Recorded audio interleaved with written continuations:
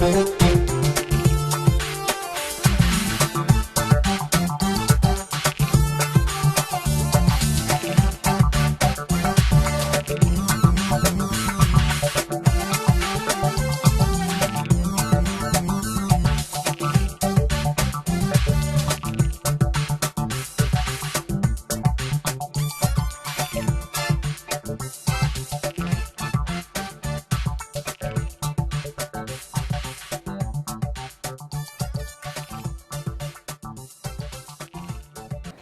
are home, and thanks to all of the wonderful people who are elected to our state council, city council, all levels of government.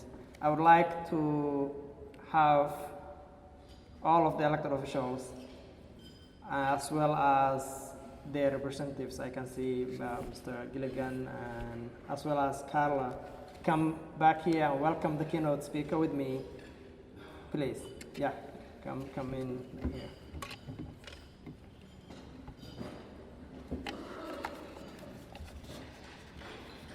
Abdi, you can join, you can come over. Come here. Come. Okay, so, so this is what we want to make sure. All of these wonderful people will have to read a copy of the book, which I will present to each one of them.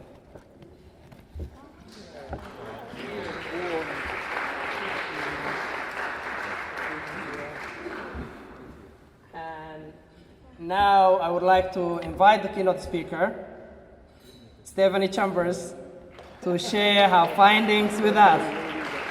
Welcome. Thank you very much. Thank you. Thank you. Thank you. Thank you.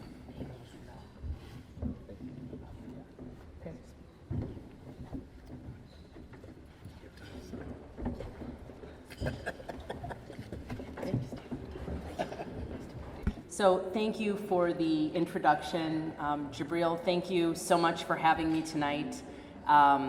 This visit has meant a lot to me. It's sort of the culmination of a lot of years of research and work. So I want to thank him specifically for all the kindness, but there are many others in this room who I also want to thank.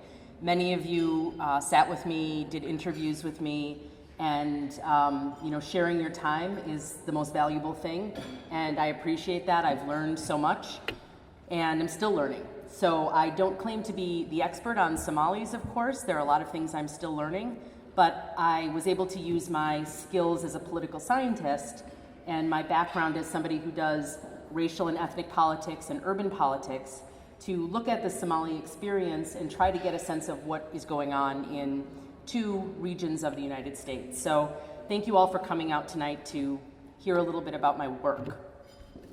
So, my clicker here. So, with so much attention on refugee resettlement throughout the world, the subject of how best to incorporate those who have suffered due to war or other humanitarian tragedies is a very timely issue. My talk today speaks to refugee incorporation in new communities. My research was driven by my interest in not only identifying what is going on for new immigrant communities, the Somalis in particular, but also by an interest in guiding policymakers in terms of how better to incorporate these new Americans. So I looked at the Somali experience in the two areas where they're the most heavily concentrated, in the Twin Cities of Minneapolis and St Paul and Columbus, Ohio. So Somalis are often viewed with suspicion in the communities that they call home. And this largely stems from a very small handful of incidents involving Somalis accused of terrorism that have received a lot of national attention.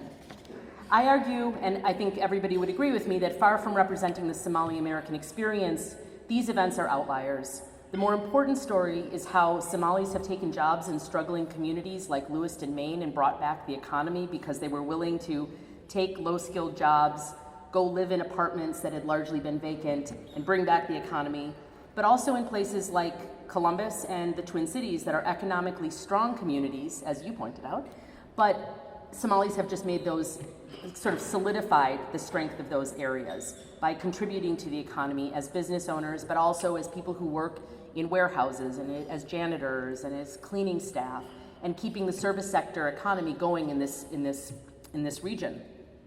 But beyond these economic benefits, Somalis also participate in our democratic system as voters, candidates, as civil servants.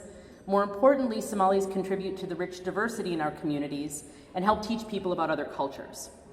So despite these and many other examples of the positive contributions of Somali Americans, we remain inundated with negative news about them.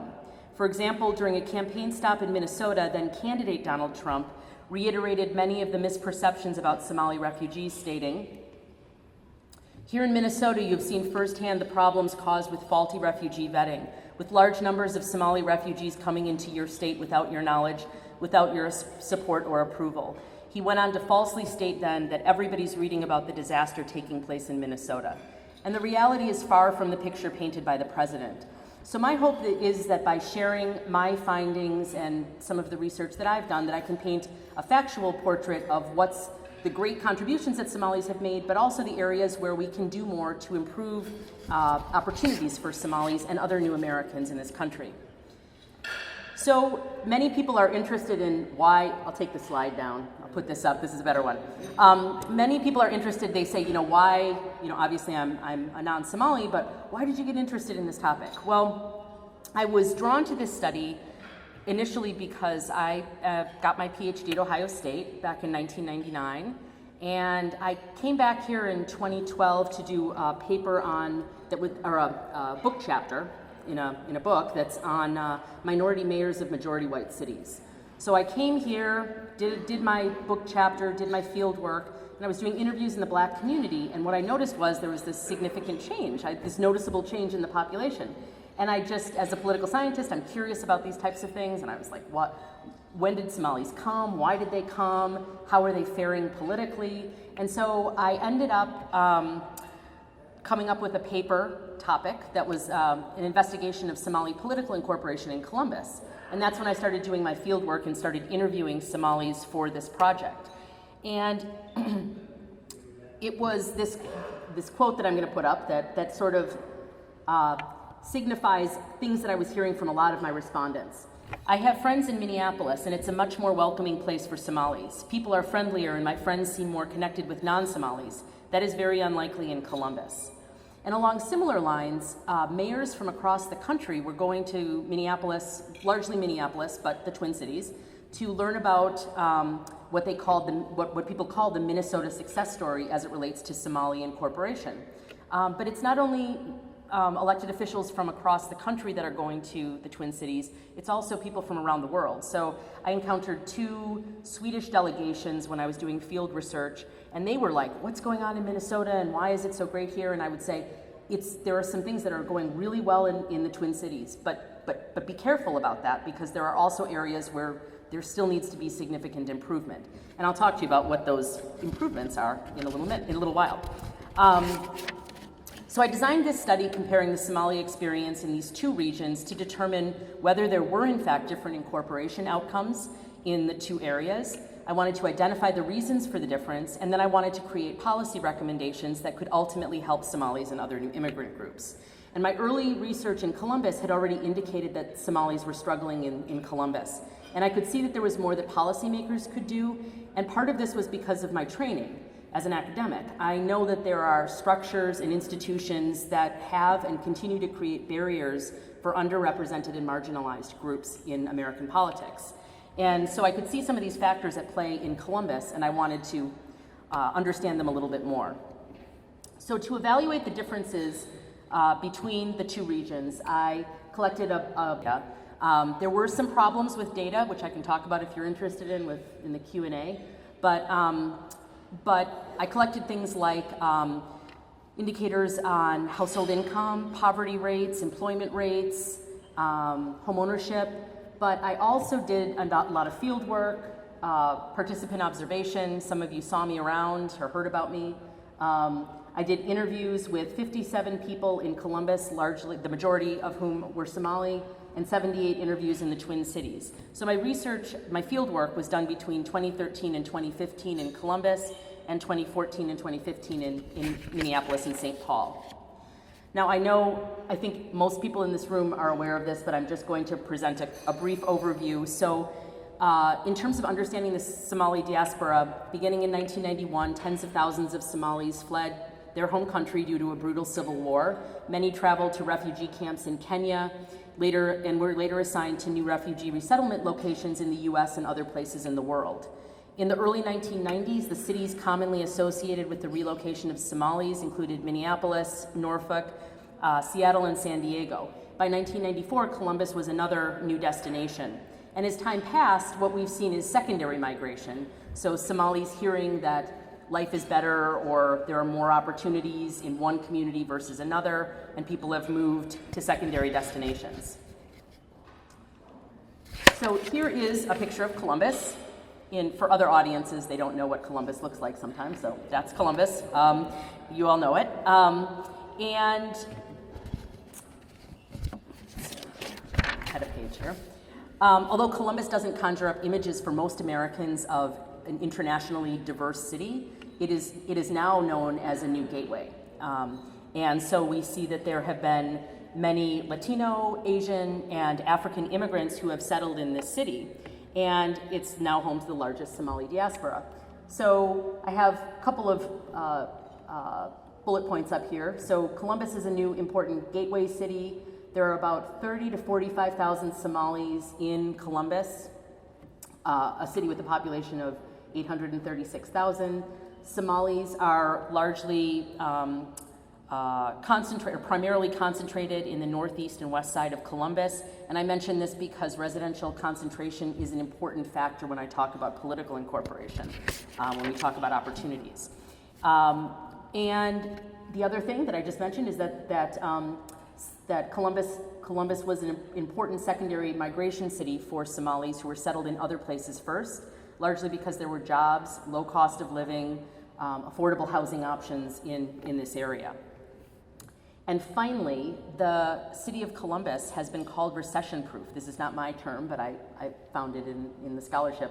And so the city has reacted to economic change in a very positive way. So in the 1970s, when you had Rust Belt cities that were floundering because the economy was changing, Columbus quickly, responded in sort of a nimble way and became a, sort of transitioned into a service sector economy, but maintained some manufacturing. And so the city has done very well, also with the businesses that are located here, it being the state capital, Ohio State universities here, and so forth. So it's been a strong economy, and this will come into play in a few minutes when I talk about the Twin Cities as well.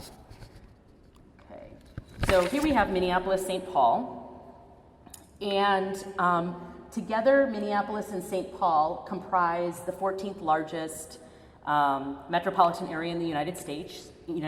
Each of the cities is an independent municipality, but the close proximity sort of muddles the distinction between the two.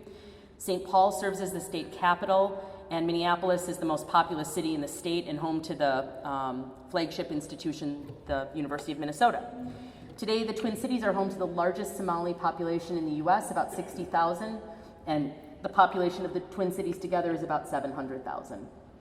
Somalis are also residentially concentrated in the Twin Cities, in certain areas of Minneapolis in particular. However, what we've seen is that Somalis are moving more and more out to the suburban inner ring, the inner ring suburbs, because the cost of living in Minneapolis is going up, and it's hard to get housing that's affordable in this city. And similar to Columbus, the Twin Cities has an economy that is economically resilient. Oh wait, did I skip something? Oh, yes, I did. It's been an attractive secondary migration city because of job opportunities at the time when there was at certain times the cost of living was relatively reasonable. It's gone up more recently. But there have been a lot of jobs, especially for people who have low skills and needed to move to find good jobs, or decent jobs. I shouldn't say that they're necessarily that good. There is a history of refugee resettlement. The Hmong were resettled largely in St. Paul in the 1970s, so the region has had some familiarity with helping people get back on their feet. And finally, economic resiliency is another important factor of the Twin Cities story. They have had a strong economy, lots of corporations located there, major corporations like Target, 3M. They've also provided generous social welfare benefits to people. That's changing a little bit, but they also have a strong public education system, experience low levels of crime, and boast this reputation of being something called Minnesota nice. And so economically resilient region as well as Columbus. Now, to measure incorporation, I looked at 14 different indicators that fell into 3 categories of incorporation. I was interested in political, economic, and social incorporation. And the reason I looked at these 3 areas was that I argue that that any improvement in one of the areas of incorporation can create interrelated and mutually reinforcing increases in incorporation in other areas of incorporation. So there's sort of there are concomitant improvements in the various areas of incorporation, and hopefully you'll see that as I go through and talk about my indicators. So I don't have time to talk about all 14 indicators with you. What I will talk about are a few of the indicators in each of the 3 categories of incorporation that I looked at.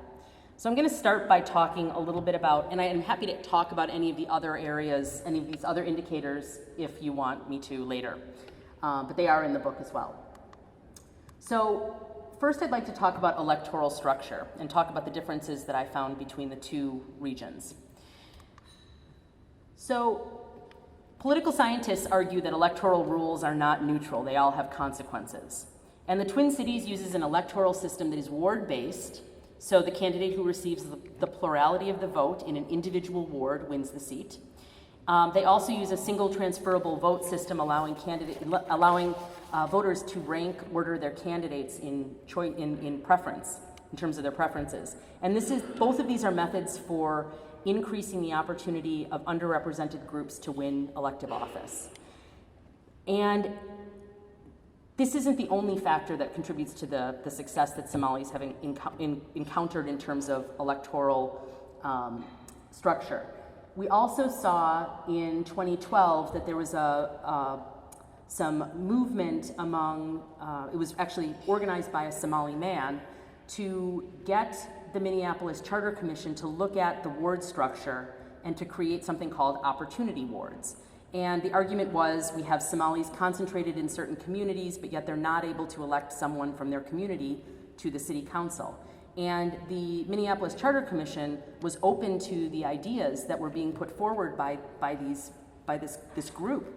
And they ultimately changed the ward structure, and in the next election, there were 3 individuals elected for the first time to represent the Somali community, the Hmong community, and the Latino community. So that was a huge step forward, and it really started from the ground up, but it was also that there were receptive policymakers who said, yeah, actually there is something that's leaving these folks out, and we want them at the table. So, and I actually I was just in Minneapolis, and I heard the new city councilwoman who's Latina speak at the conference, and she's a dynamo. She's a pretty interesting person. So in contrast, as everybody here knows, Columbus uses an at-large system for municipal elections, and this means that candidates must run citywide. And this presents a challenge for racial and ethnic minorities. It's not something that can't be overcome, but it's very difficult, and the path to overcoming that takes a long time. And so again, we have a majority white city. We still see in this country, unfortunately, that there are differences in the ways that different racial and ethnic groups vote. So that creates a challenge. There is some hope. I think that there is interest in the community, as far as I could tell when I was doing my field work, in trying to come up with a new structure for elections in Columbus that would open doors for new people to come into city office. The other factor that I want to talk about is that really stands in contrast in Columbus and the Twin Cities is the role of political parties.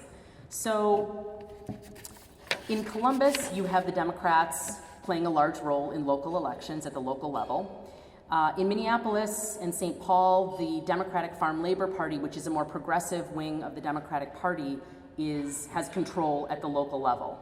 And the DFL, I'll call them the DFL from now on, they have made a concerted effort to nurture and elevate Somalis who have been interested in political leadership. And that was something that was really fascinating to me. And it's not only the Democratic Farm Labor Party, actually the Republican Party there is also interested in Somalis. And part of this stems from the fact that Somalis vote in high numbers. I don't have any official data on this, but I was always hearing about 80% of Somalis are voting. So in contrast to local elections where we tend as Americans to vote in low numbers, I'm not saying that Somalis are going to go out and vote in high numbers in this next election, but one never knows. It seems like Somalis take the right to vote very seriously. And so the DFL plays an enormous role in helping Somalis who are interested in running for office. So in contrast to what I found in the Twin Cities, I was hearing things like this in Columbus. Elected officials come visit us when they want our vote. Otherwise, we don't see them. We don't bother going to City Hall because they don't care. And I'm sure they weren't talking about any of the folks who are sitting at this table, because you guys are here, right? And you're not here because you want people to vote for you. You're here because you care about these issues. But I think that there are others who do turn up at events. And I have seen this firsthand when somebody comes to an event and says, oh, you know, makes some welcoming remarks, and then goes into why you should vote for me, you know, that sort of thing. And I think that that's a problem. So individuals, but the party itself, the Democratic Party, which has control here, doesn't seem to be doing anything to try to bring forward Somalis who might be great leaders. And I think that the leaders are there. The party just needs to do a little bit more to have some support and do some outreach. The DFL, in contrast, I had one of the DFL representatives who was so excited to talk to me and provided me with so much information. He said, I would say to some degree the delegates are suckers for candidates who in our eyes exemplify the American dream.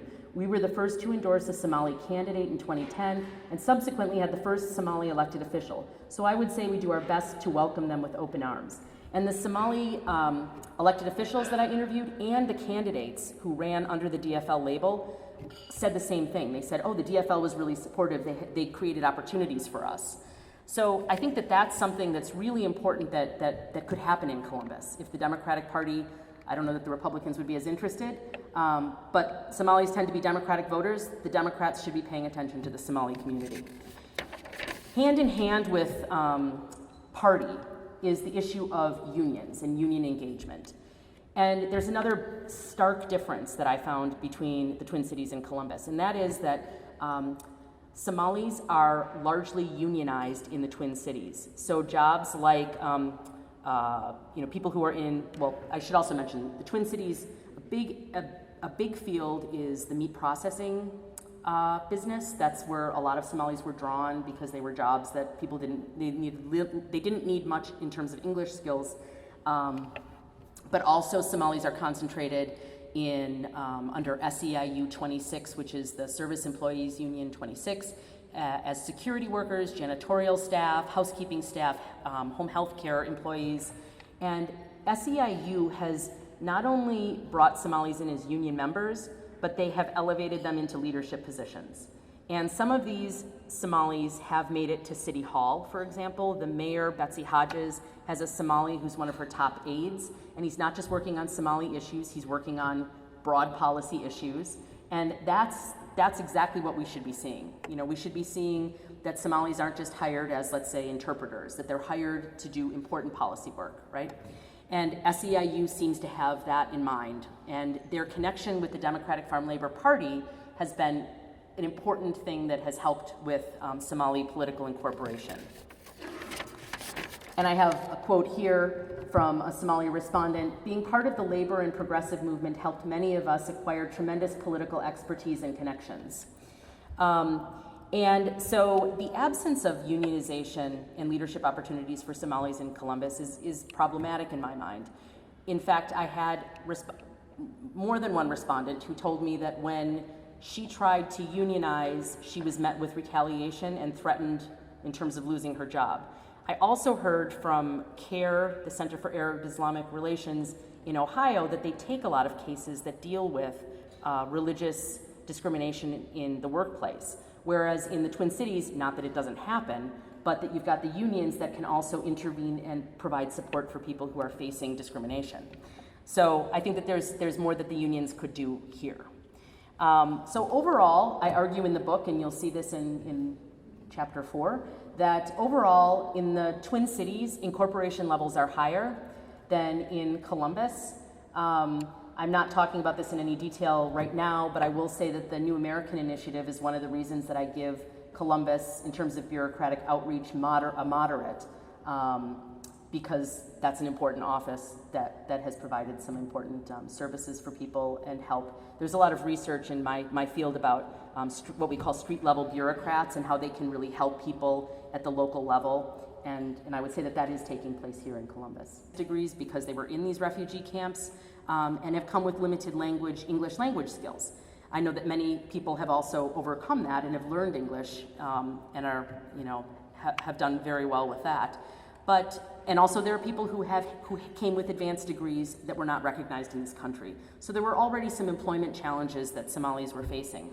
But they went to these two communities that are economically resilient, that are economically strong.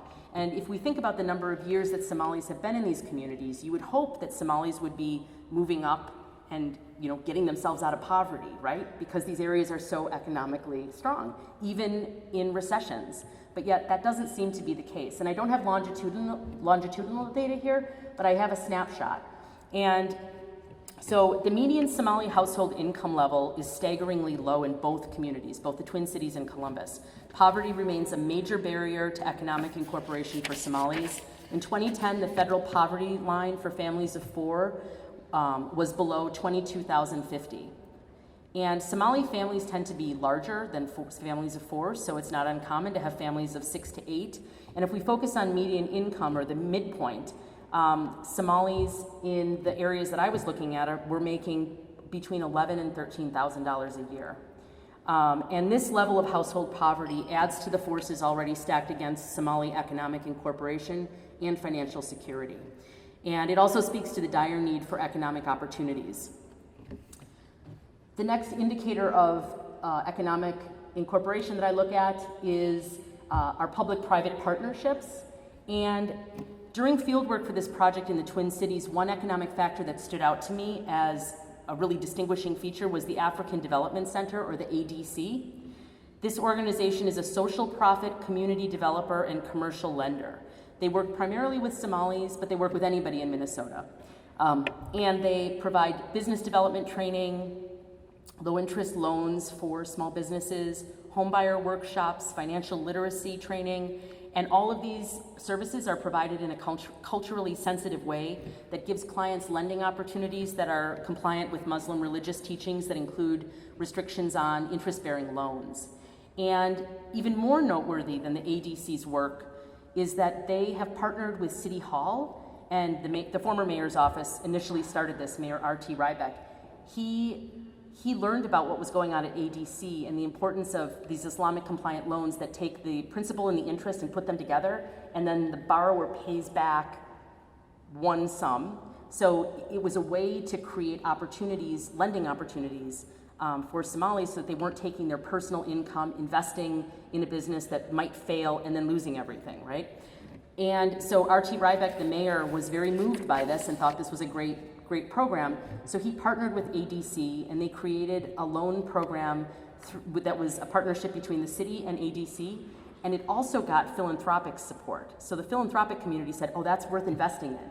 And ultimately, ADC has given out, or has issued 400 small business loans. They have a 0.5% default rate among all of their ADC clients. And this model has been looked at by other cities. I know people here are aware of ADC. And something like this in Columbus could go a long way in opening doors for people in this community in terms of their economic opportunities. And so overall, I argue that it's a real mixed story in terms of economic incorporation for Somalis in both areas. So whereas the Twin Cities does slightly better, we still see tremendous room for growth. And I don't have anything up here about home ownership rates, but what I will tell you is that Somali home ownership rates are about 3 to 5%, depending on which area you're looking at. Columbus, or the state of Ohio. I could only get it at the data at the state level. Ohio Somalis in Ohio have about a 5% home ownership rate, whereas the rest of the Ohioans are at like 76%. And I think this is an area where Somalis are sort of locked out of traditional ways of building equity in the United States. And this is an area where we could see some improvement. Finally, in terms of social incorporation, I'm only going to talk about two factors. I've already mentioned that Minnesota has a history of welcoming refugees. But what I will say about social incorporation is that I'm really looking at the extent to which a group is accepted by mainstream society and the group's perception of acceptance in the host society. And I would say, although I argue that social incorporation is higher in the Twin Cities, Somalis in both regions under investigation, again, have room for growth. So I'm going to start with a small quote. One day, a Somali woman was caught speeding, said Mukhtar Abdul Qadir, a Minneapolis police officer. A police pulled her over. She was so nervous and fearful while she waited for the police to come to her window. Then she glanced out the window. Realizing the officer was a Somali, she said to him, "Oh, you scared me. I thought you were a real police officer." So this quote alludes to the community's fear and frustration, right? But also the importance of the inclusion of Somali law enforcement officials. And you already mentioned this earlier, the expansion into law enforcement of Somalis in the Twin Cities. And my interviews revealed this really interesting difference between Somali attitudes about local law enforcement versus federal law enforcement. And what I found in the Twin Cities was that local law enforcement, although it wasn't like Somalis were like, the police are the best, there are still problems, and Minneapolis and St. Paul still have problems with police brutality. But my respondents were like, yeah, there are some good things happening in the police departments and in the local police. Federal law enforcement, attitudes toward federal law enforcement officials were overwhelmingly negative. In Columbus, they were negative in both areas, federal and local. And so I was thinking, well, what is the difference here? And the difference, I argue, is that Somali police officers play an important role in the Twin Cities. So at the time of my research, there were 7 Somali officers in the Minneapolis Police Department. There was also a woman in the St. Paul Police Department. And this is just a picture of the Cedar Riverside neighborhood of Minneapolis, where Somalis are concentrated, and these are 2 of the Somali officers. I ended up doing a ride-along with these 2 guys. You wouldn't think that a political scientist who was trained at Ohio State, a highly quantitative department, would be out doing ride-alongs, but I did, and they were very gracious and took me out. But I had the benefit of seeing the way that they were received in the community, and it was amazing. Kids running up to them, people on the street coming up to them to shake their hands, to talk to them, to share information. And not all of the officers work in the Somali community. Only a few of them have decided to go back to the community where they were raised, and they're working there. But one powerful thing that I saw during that evening that I was with them was that there was a young Somali woman who had been assaulted across town in a different area, and she drove with her family all the way over to the Cedar Riverside neighborhood to report the crime, because she felt that they would be receptive and understanding of what had happened to her. And what the officer said is, well, other officers might send the person back to the area where they were assaulted, but we'll take her, and they took the report, we took her to the hospital, and it just spoke to me, a lot about trust. And the other thing I wanted, so the first Somali officer in Minneapolis was hired in 2006, and these officers, as they've grown, have established something called the Somali American Police Association. They established that in 2012. And this national organization attempts to provide a network of support for Somali officers, and also works as an informal Somali police recruitment organization. And they've gotten attention all over the world, really. They've spoken in Toronto, and they've been a great organization, I think. And I should also mention in St. Paul, there's an officer, and they were the first to adopt the snap-on hijab. And so this is a great thing in many ways. So the police department did this so that, just as police officers wear the snap-on tie, so you can't grab an officer by the tie. I don't know if any of you knew this. It comes off because it's a snap-on. I didn't know that before. But the hijab is the same thing. So it's a simple way to accommodate someone's religious beliefs, and allow them an employment option. So St. Paul has this, and that's important. So I have some quotes from officers that I interviewed. When I got on the force, I wanted to call someone and ask them questions about the profession. I had nobody to call. When we became 6 officers in Minneapolis, we decided to form a group to help others coming up. And this same officer said to me, I still remember the first day of law enforcement training when this Eritrean officer came to my class. He was in uniform and I had a chance to speak to him. It made a big difference in my confidence. Seeing someone who looks like you is really important when you're trying to do something like this. And this, for me as a scholar, was really important because it aligns with all of the research in the women in politics literature and the minority politics literature that says that role models play an important role in increasing opportunities for groups. So I thought this was just one of those great quotes that I was able to get from someone. And community sentiment among those interviewed, like I said, was very positive about the Somali police. But even within the police department, I also heard similar things. So here, one of the non-Somali respondents who was a high-level police administrator said, they are celebrities, rock stars. They've gotten us into a community that often has distrust of police. They opened doors and facilitated conversations between police and the community. This has created trust and credibility with people who had an issue with law enforcement. And the Somali officers also told me that their non-Somali coworkers have asked them questions, have said like, hey, I don't think I understand this about the Somali culture, so they've been able to deal with misperceptions and myths, and it's been a great thing. Now, as you know, I'm sure most of you are aware, the Columbus Police Department still doesn't have any Somali police officers, and there was a woman who had gotten through the police academy, but the department wouldn't adopt the snap-on hijab. And this is another area that I argue is a simple one that Columbus could adapt, make a change. St. Paul got positive recognition for the work that they did in terms of gender equity and religious accommodation when they adopted the snap-on hijab. This is a simple thing that can open doors for people. And it's also, these types of jobs are the jobs that can propel people into the middle class. So I argue that this is really important. And finally, in terms of social incorporation, I want to talk about the role of the philanthropic community.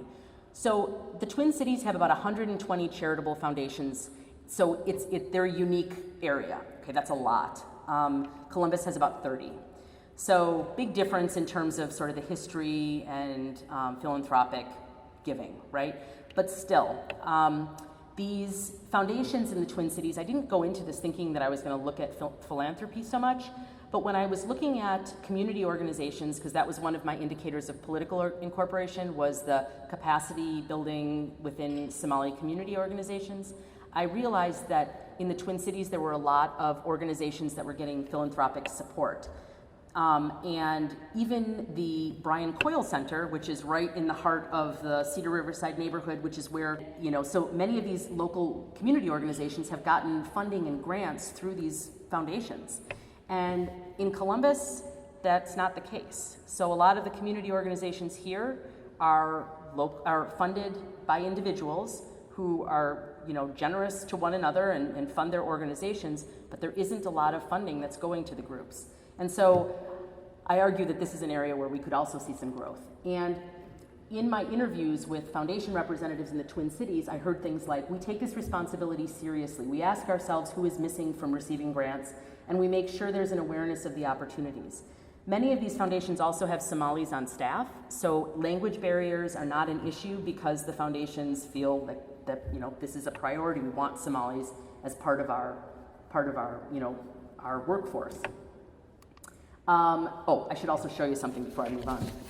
The other thing that I was just gonna, I hope I have it here. Oh, maybe I don't. Okay, I do.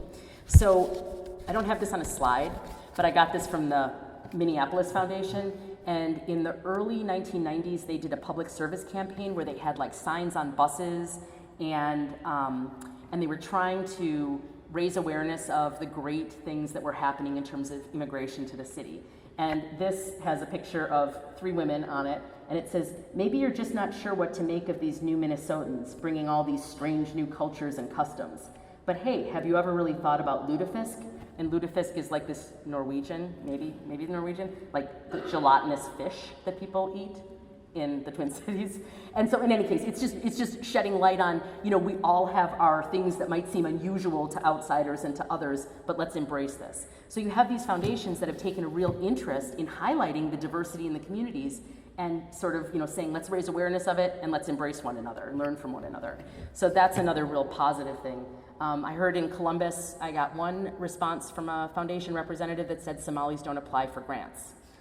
And so my argument is, more outreach can be done in the way that some of these foundations in the Twin Cities are actively prioritizing getting new groups into the, to the table. So overall, I say that, we have some moderate incorporation in terms of social incorporation in both areas, but certainly room to grow. And so I guess what I'll say in closing is, go back to my notes here.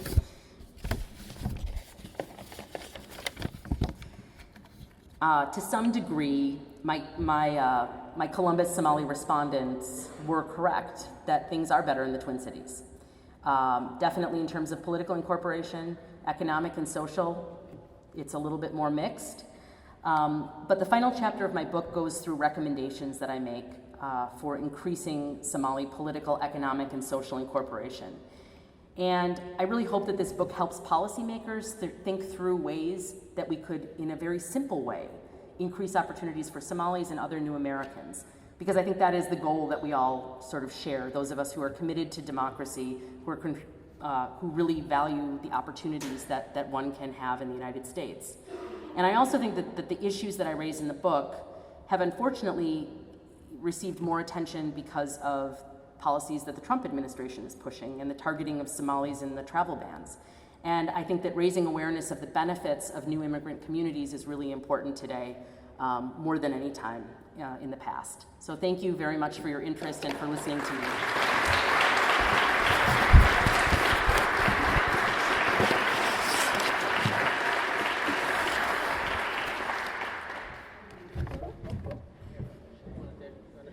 Yeah. Would anybody like to ask me a question? Yes. Thank you very much for bringing this to life. I think I just had one quick question. Like most of your viewers were Somalis. Mm-hmm. Did you have the chance to talk to elected officials right here in Columbus and also the Twin Cities? Particularly, were you able to talk to the Somali elected officials in Twin Cities and just get to know like how did they get elected to those? Yes. So one of the questions and one of the ways that I came up with the respondents was I asked which policymakers are supportive of the Somali community, and I would get certain names and I would interview those people. Elected officials are not anonymous in my book. Other respondents are anonymous. So in the book you'll see the names of the elected officials that I interviewed, and I did interview elected officials who were Somali in the Twin Cities. Ilhan Omar had not been elected yet when I wrote the book, so she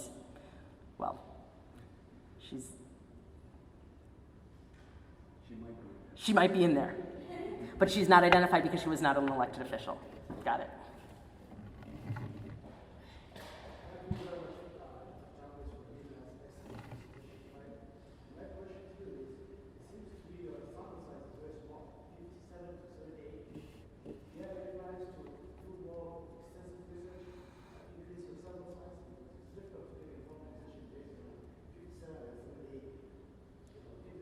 Yep. So it is a small sample size, but with the time that it takes to do the interviews that I did in the years that it took, that's what I have.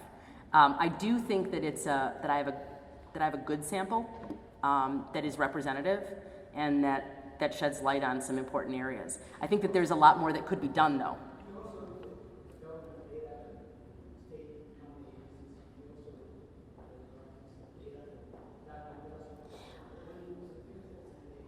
Yeah, so I do have data. There is data in the book that looks at, how Somalis are doing. But there are some areas of data where Somalis are grouped with African Americans, which makes it very difficult to isolate what's going on with the Somali community. And so that's a barrier, that's a challenge, and that's part of the reason that I use interpretive methods to talk to people, to try to come up with a sample that is representative, to try to answer some of the questions, or at least contextualize the data, especially the data that's hard to get.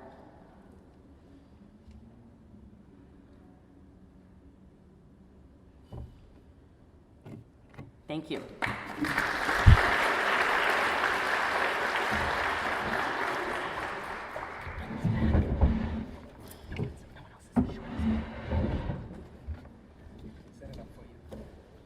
All right, thank you very much. We are at John. Thank you very much. I hope this conversation will continue.